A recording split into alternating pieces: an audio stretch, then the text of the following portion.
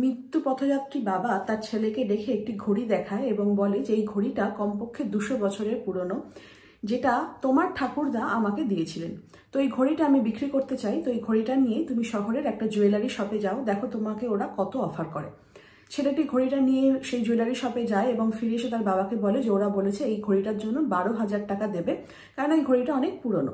বাবা তখন তার ছেলেকে বলে তুমি এটাকে নিয়ে কোনো বন্ধকি দোকানে যাও, দেখো ওরা তোমায় কত অফার করে। ছেলেটি বন্ধকি দোকানে যায় এবং ফিরে এসে তার বাবাকে বলে যে ওরা আমাকে এটা বলেছে মাত্র 1000 টাকা দেবে, কেননা এটা হচ্ছে একটা ইউজড ওয়াচ। তো বাবা এবার বলে যে তুমি এবার শহরের ওই বড় মিউজিয়ামে যাও, দেখো ওরা তোমায় কত অফার করে। ছেলেটি ঘড়িটি নিয়ে আবার ওই মিউজিয়ামে যায় এবং ফিরে এসে তার বাবাকে জানায় যে ওখানকার মিউজিয়ামের যে কিউরেটর তিনি এই রেয়ার পিসটাকে প্রেশিয়াস অ্যান্টিক কালেকশনের মধ্যে রাখতে চান এবং তিনি আমাকে এটার জন্য 4 কোটি টাকা অফার করেছেন।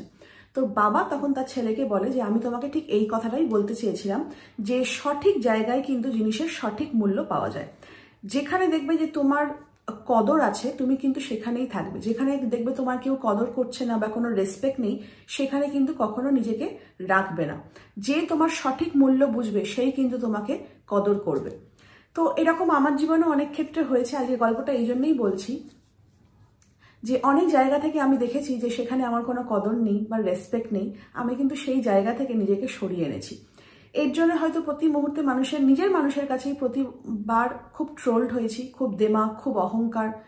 কিন্তু আমি একটা কথা বলবো, এটা আমার দেমাগ বা অহংকার নয়, এটা হচ্ছে আমার আত্মসম্মান বা আত্মমর্যাদা বোধ। আমি খুব সাধারণ ঘরের একটা মেয়ে, সাধারণভাবেই বড় হয়েছি, খুব একটা প্রাচুর্য বা সম্পদ আমার ছিল না, কিন্তু উত্তরাধিকার সূত্রে একটা জিনিস পেয়েছি, সেটা হচ্ছে আত্মসম্মান বোধ, এবং এটা আজীবন আমার মধ্যে থাকবে আমৃত্যু। আর আমার মনে হয় প্রত্যেকটা মানুষের মধ্যেও এই আত্মসম্মান বোধটা থাকাটা খুব প্রয়োজন।